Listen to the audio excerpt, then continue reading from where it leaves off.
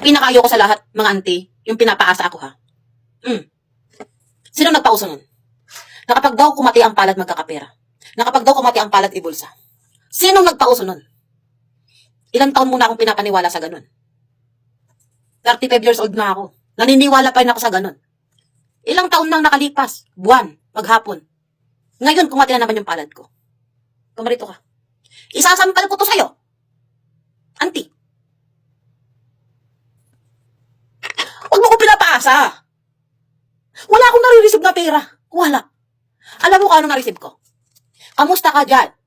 Pwedeng makahiram. Excuse me? Ako pa ang pipirahan. Akala ko ba ako yung magkakapera? Eh, para ka namang nakakaluko. Matagal na kami naniniwala sa ganon. Totoo kami. Mali yun. Masama yun.